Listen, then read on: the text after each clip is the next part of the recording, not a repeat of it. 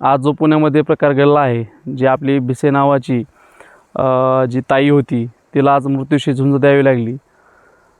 प्रथमतः मी तिला श्रद्धांजली वाहतो। मित्रांनो, आपली जी ताई होती, जे आपले आमदार अमित गोरखे नावाचे यांचे शिवसहायक यांच्या त्या पत्नी होत्या। जर मित्रांनो अशा ताईला म्हणजे एवढ्या आमदारांच्या जवळच्या व्यक्तींना जर उपचार भेटत नसतील तर सर्वसामान्य जनतेचे काय हाल होत असतील हे आपण विचार न केलेला बरा। मित्रांनो, दीनानाथ मंगेशकर धर्मादाय रुग्णालय स्थापन करण्याचा उद्देश एकच होता की जे अत्यंत गरीब लोक आहेत त्यांना कमी प्रमाणामध्ये अल्प दरामध्ये चांगल्या प्रकारची सुविधा भेटावी, हा त्यामागचा उद्देश होता। मंगेशकर कुटुंबांना म्हणजे दीनानाथ मंगेशकर यांना म्हणजे उपचाराअभावी आर्थिक परिस्थिती नसल्यामुळे त्यांना मृत्यूशी झुंज द्यावी लागली होती आणि त्यांचाच कुठंतरी एक आदर्श घेऊन त्यांनी ते हॉस्पिटल चालू केलं होतं। यासाठी महाराष्ट्र शासनाने हे हॉस्पिटल चालू करण्यासाठी 6 एकर जमीन त्यांना प्रत्येक वर्षी 1 रुपया या दरामधून त्यांना दिली होती।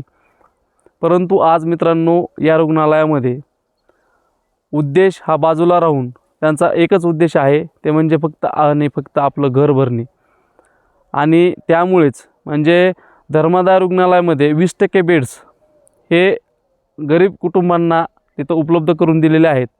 जे मी गेल्या वर्षी माझी आईची स्वतः ट्रीटमेंट घेतली, त्या ठिकाणी मी गेलो होतो आणि त्यावेळेला म्हणजे मी ज्यावेळेला म्हणजे रुग्णालयामध्ये गेलो, म्हणजे महात्मा फुले जन आरोग्य योजना ही योजना महाराष्ट्र शासनाची त्या ठिकाणी लागू नाही, म्हणजे फक्त प्रायव्हेट ज्या इन्शुरन्स कंपन्या आहेत त्या ठिकाणी लागू आहेत।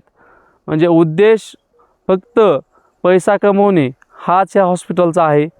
आज भलेही आपली ताई गेली असेल, परंतु अशा कितीतरी व्यक्ती उपचाराअभावी गेलेले असतील।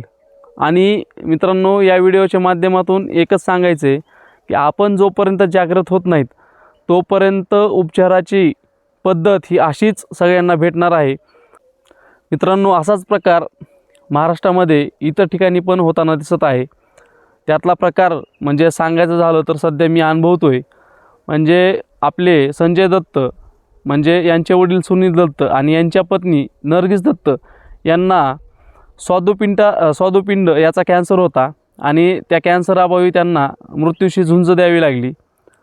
त्याचाच कुठंतरी आदर्श घेऊन सुनील दत्त यांनी बार्शी या ठिकाणी हॉस्पिटलसाठी म्हणजे त्यांच्या ट्रस्टतर्फे मदत केलेली आहे आणि ते हॉस्पिटल उभं केलेलं आहे। परंतु या हॉस्पिटलमध्ये हे धर्मादाय रुग्णालय असून देखील त्या ठिकाणी पेशंटचे खूप हाल केले जातात। मी तुम्हाला या एका व्हिडिओतून दाखवून देतो की त्या ठिकाणी म्हणजे कशा प्रकारची वागणूक तिथल्या पेशंटला दिली जाते।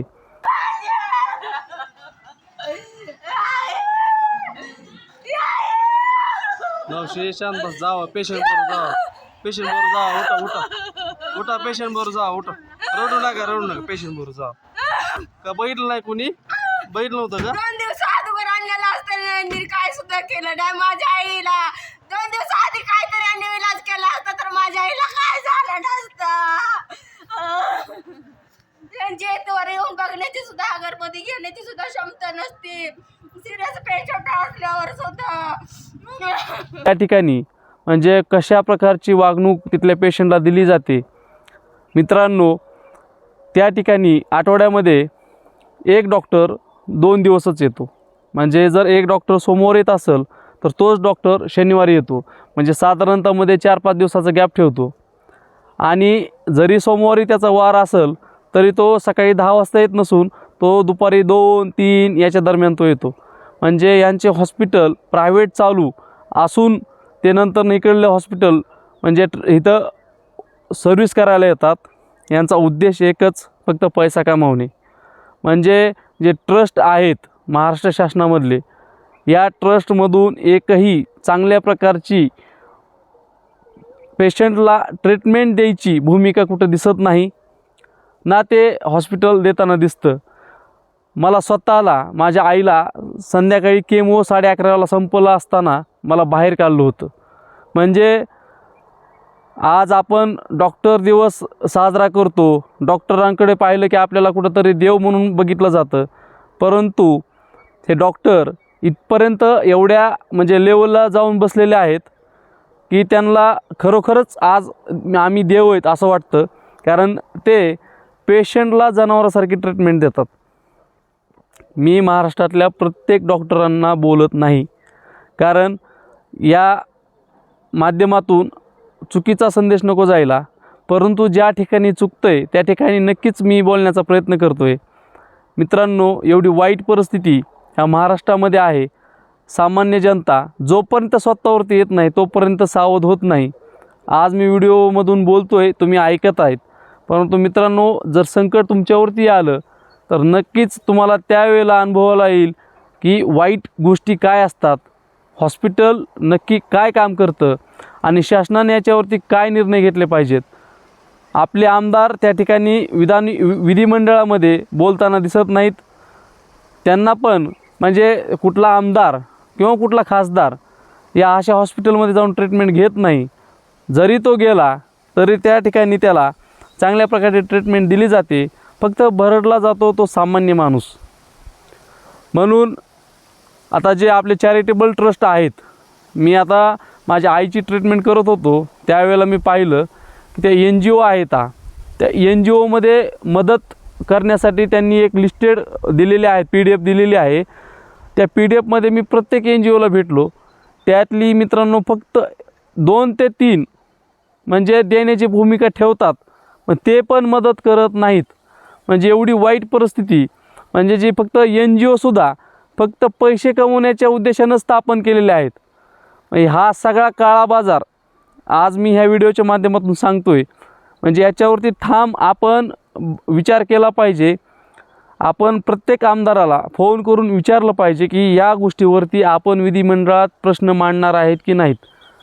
कारण वाईट परिस्थिती ज्या व्यक्तीवर येते त्याच व्यक्तीला कळतं की आपण काय केलं पाहिजे, आणि ज्या व्यक्तीवरती ही वेळ येत नाही त्या व्यक्तीला वाटतं की मी यातून बाहेर आहे. वैद्यकीय इमर्जन्सी ही सगळ्यांवरती येणार आहे. त्यामुळे निश्चितपणे आपण सर्वांनी कुठंतरी एकत्र यावं आणि अशा गोष्टीला सामोरं जावं. आज ती आपली भगिनी गेलेली आहे, उद्या ती वेळ आपल्यावरती येऊ नये याचा विचार आपण नक्कीच करावा. कारण हे हॉस्पिटल चालू करण्याचा उद्देश फक्त हे कमवण्याचा आहे, यांचा सर्व्हिस देण्याचा उद्देश नाही.